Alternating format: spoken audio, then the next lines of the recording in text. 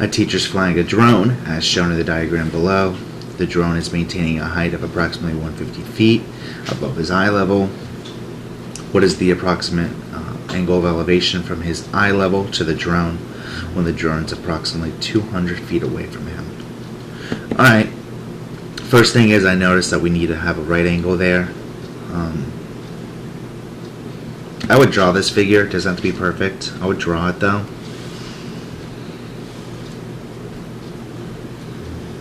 So you could work with it. And I know this doesn't have a right angle originally, but draw it in. And this is where he's looking. It's a horrible picture, but he's looking through there. He's controlling it. Alright, so they want us to find what's the approximate angle of elevation from his eye level. So we're looking for that angle. So it looks like we're going to be doing inverse of trig.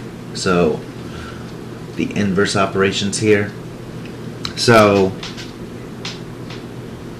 first thing I'm going to write is some old hippie caught another hippie tripping over apples. These are given on the EOC, so you don't have to memorize it. Look at your reference sheet. Sine, cosine, tangent. This is just shorthand so we can figure out what we're doing. Remember, the first thing you do is you put your pen on the right angle and draw across the hypotenuse. Is there a number represented by the hypotenuse? There is, so we cross out tangent. Next, we put our pen on the angle and draw to the opposite side. Is there an opposite? There is, so we're using sine. But we have all the side lengths, so what we're missing here, as you can notice, the sine of an x, because we don't know the angle, is equal to 150 over 200. So we don't need sine of x, so we need to get x by itself. So just like multiplication, the inverse of it is division. The inverse of sine is going to be arc sine. So we're going to multiply both sides by arc sine.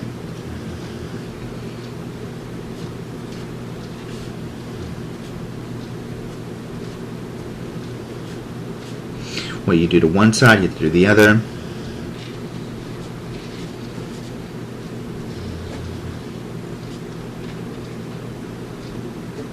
That'll cancel anyways, doesn't matter.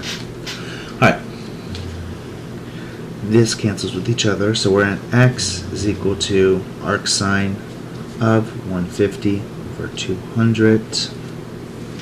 So if you're given this calculator on your exam, you would just do 150 divided by 200 second sine.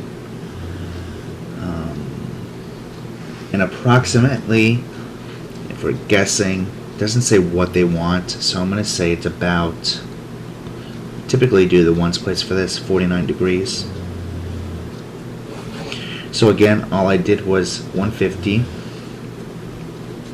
divided by 200